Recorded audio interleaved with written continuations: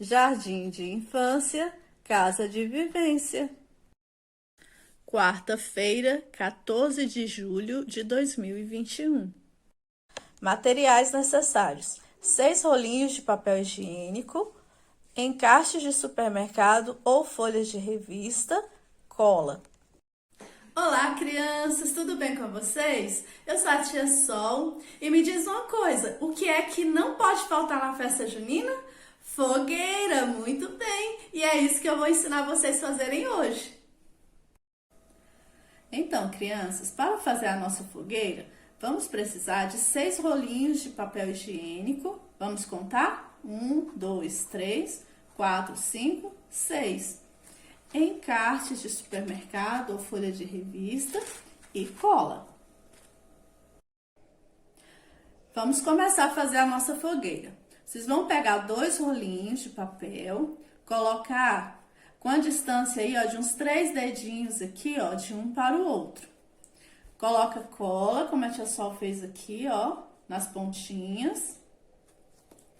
Depois, vocês irão pegar outro rolinho e colocar assim, ó, atravessado.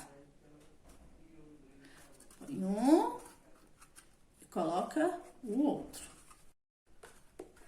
Passe a cola novamente, ó, nas pontinhas. E agora os outros rolinhos. Prontinho. Deixem secar. Crianças, agora que a fogueira já secou a cola, tá vendo? Vamos fazer o fogo. Pegue a folha da revista ou encarte de supermercado. Pega uma pontinha aqui, ó, e vocês vão juntar na diagonal, lá na outra pontinha, ó. Igual a tia Sol está fazendo aqui. Tá vendo? Ó, juntei pontinha com pontinha. Passa a mãozinha assim, aí pega a outra ponta aqui, ó, e coloca lá do outro lado. Feito isso aqui na pontinha, ó, nessa pontinha aqui, vocês vão torcer ela. E vai ficar assim, ó, o foguinho. Agora, crianças, aqui no meio da fogueira, vocês vão pegar o foguinho e encaixar.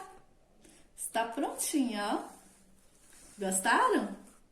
Se por acaso vocês não tiverem rolinho de papel, vocês podem pegar uma caixinha de sapato e colocar os papéis aqui dentro, ó, os encaixes, fazendo foguinho, tá bom?